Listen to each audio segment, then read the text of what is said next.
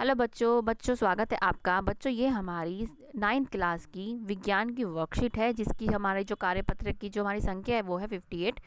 और ये हमारी जो जो वर्कशीट है हमारी 20 नवंबर 2020 की हमारी वर्कशीट है। ठीक है, इसमें बच्चों हमारा चैप्टर जो है गुरुत्वाकर्षण चल रहा है। इसमें आज हम द्रव्यमान और भार के बारे में पढ़ेंगे। अब ये जो है बच्चा क्वेश्चन पूछ रहा है कि जिज्ञासा दीदी, किसी वस्तु के द्रव्यमान और भार में अंतर क्या होता है, ये डिफरेंस पूछ रहा है। तो जवाब देती है ये ज्ञान। हम जानते हैं किसी वस्तु का द्रव्यमान उसके जड़त्व की माप होती है, जिसको हम इनर्शिया बोलते हैं। मतलब कि जिसमें जितना मास होगा, जितना द्रव्यमान होगा, उसका जड़त्व उतना ही ज़्यादा होगा। जैसे आप कंपैरिजन करें एक ट्रक के बीच में और एक स्कूटी के बीच में, तो किसका जड़त्व ज़्यादा होगा? एक ट्रक का। क्यों? क्योंकि उसका जो द्रव्यमान है, जो उसका मास है, वो क्या है? ज़्यादा है। वस्तु का द्रव्यमान जितना अधिक होगा उसका जड़त्व उतना ही अधिक होगा, जैसे मैंने आपको बताया अभी। किसी भी वस्तु का द्रव्यमान उसमें मौजूद पदार्थ की मात्रा को बताता है कि उसमें कितना पदार्थ है। जबकि वस्तु का भार एक बल है जिससे यह धरती की ओर आकर्षित होता है। मतलब जो आपका जो भार है वो बल ही है, जो क्या है पृथ्वी की ओर क्या है वो आकर्षित हो रहा है। वस्तु का द्रव्यमान स्थान परिवर्तन से नहीं बदलता, लेकिन आपका जो भार है, अगर आप स्थान चेंज कर रहे हैं, जैसे मतलब आप चांद पे चले गए, कहीं चले गए, तो आपका जो वो आपका जो भार है वो चेंज होगा, लेकिन आपका द्रव्यमान कभी चेंज नहीं होगा। ये बेटा ये वाला पॉइंट आप याद रखें। अब है कि वस्तु पर चंद्रमा का भार। ये है कि मान, ये आपका ये क्वेश्चन में भी आता है। ठीक है, इसको हम क्वेश्चन के साथ ही इसको पढ़ेंगे। ये थोड़ा पढ़ लेते हैं पहले ही। वस्तु का भार। माना एक वस्तु का द्रव्यमान m तथा उसके चंद्रमा पर भार जो है WM है। m किसके लिए रखा है? ये आपने मून के लिए।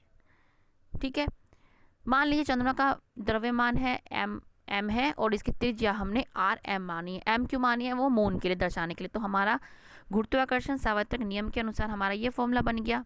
W की हमने, आप सोचेंगे हमने F की जगह W क्यों लगाया? हमने ऊपर ही पढ़ा कि जो हमारा भार होता है वो क्या होता है? वो भी एक बल होता है। जैसे हमने यहाँ पढ़ा था, ये पढ़ा था ना हमने कि द्रव्यमान में जो ये रहा कि भार का, वस्तु का भार एक बल है, इस वजह से हमने क्या इसकी जगह लगा दिया है।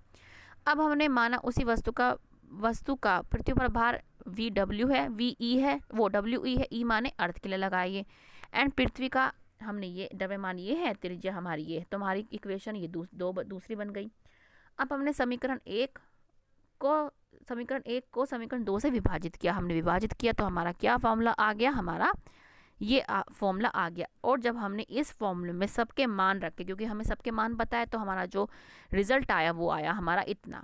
ठीक है, तो हमारा इससे एक फॉर्मूला आ गया कि चंद्रमा पर वस्तु का भार कितना होता है? 1/6 पृथ्वी के वस्तु का भार से। अगर इसका मतलब है कि अगर आपका पृथ्वी पर जो वजन है वो कितना है? आपका 120 है। ठीक है, तो आपका चंद्रमा पर भार क्या होगा? उसका 1/6 हो जाएगा। ठीक है, आप लगा सकते हैं 1/6 कितना आ गया? आपका 20 हो गया। ठीक है, तो आप क्या है इससे लगा सकते हैं। जैसे लिखा भी है इसमें कि यदि आपका भार पृथ्वी पर 48 न्यूटन है तो चंद्रमा पर आप बहुत हल्के हो जाएंगे और आपका भार क्या है? सिर्फ 8 न्यूटन ही रह जाएगा। कैसे?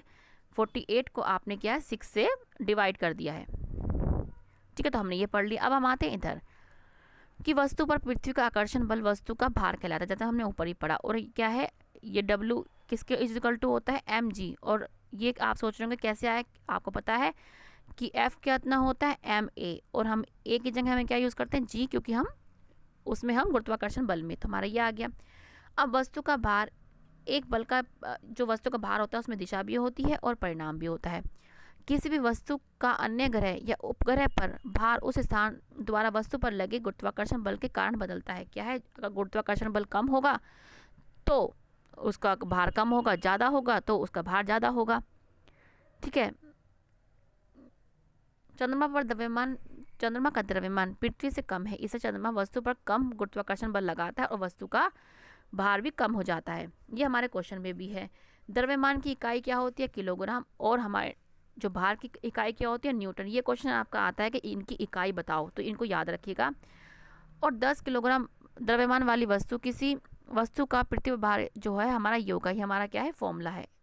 ठीक है, अब हम अपने क्वेश्चन पे आते हैं। पहला क्वेश्चन है कि हमारा कि एक वस्तु का भार चंद्रमा और पृथ्वी में से किस पर कम होगा? किस पर कम होगा? चंद्रमा पर। क्यों कम होगा? ये हमारा, ये हम यहाँ से लिख लेंगे। ये रहा रीज़न हमारा ये है या आप पूरा भी लिख सकते हैं, इसको पूरा भी लिख सकते हैं। किसी भी वस्तु का अन्य ग्रह या उपग्रह पर भार उस वस्तु द्वारा लगाए गए गुरुत्वाकर्षण बल के कारण होता है, अतः जबकि द्रव्यमान नहीं बदलता। अतः एक आप यहीं से लिखना कि सेकंड क्वेश्चन, फर्स्ट क्वेश्चन का आंसर कि वस्तु का चंद्रमा पर भार चंद्रमा द्वारा उस पर लगाए गए गुरुत्वाकर्षण बल के बराबर होगा। चंद्रमा का द्रव्यमान पृथ्वी से कम है, इसलिए चंद्रमा वस्तु पर कम गुरुत्वाकर्षण बल लगाएगा और वस्तु का भार क्या है, कम होगा। तो ये आपका बेटा फर्स्ट क्वेश्चन का सेकंड पार्ट है। पहले तो आप लिखेंगे मून चंद्रमा और क्यों, उसका रीजन आप यहाँ से यहाँ से वस्तु से आप यहाँ तक दे देंगे। ठीक है बच्चों, ये बार बार आपकी दूसरी वर्कशीट आ जाती है। अब है किसी वस्तु के चंद्रमा पर भार को ज्ञात करने के लिए एक गणितीय सूत्र प्रकलित कीजिए। ये आपका जो मैंने आपको समझाया है ये वाला है गणितीय सूत्र, ये आप यहाँ से, ठीक है। तो हमारा जो सेकंड क्वेश्चन है हमारा ये हो जाएगा, ये मैंने बच्चों आपको समझा दिया है। अब हम चलते हैं थर्ड क्वेश्चन पे कि किसी भी ग्रह पर किसी वस्तु का भार कौन से कारक पर निर्भर करता है। कौन से कारक पर निर्भर करता है, वो हमारा जी पर, छोटा जी, इसको क्या बोलते हैं, गुरुत्वाकर्षण बल। क्या लिख देंगे आप, गुरुत्वाकर्षण बल पर। और गुरुत्वाकर्षण बल को आप क्या बोलते हैं, आप जी से उसको रिप्रेजेंट करते हैं, मतलब जी से उसको दर्शाते हैं। क्यों, तो इसका आंसर क्या होगा, गुरुत्वाकर्षण बल। ठीक है। अब हमारा नेक्स्ट क्वेश्चन कि यदि एक व्यक्ति का चंद्रमा पर भार 10 न्यूटन है तो उसका भार पृथ्वी पर कितना होगा। आपको इसके लिए ये वाला फॉर्मूला यूज करना होगा। इस फार्मूले को रख के आपका चंद्रमा पर पृथ्वी का भार, चंद्रमा पर कितना भार है, 10 न्यूटन इजिकल टू 1/6। और आपको कितना निकालना है पृथ्वी पर, ये क्वेश्चन मार्क। ठीक है, ये पृथ्वी पर है, मतलब पृथ्वी पर।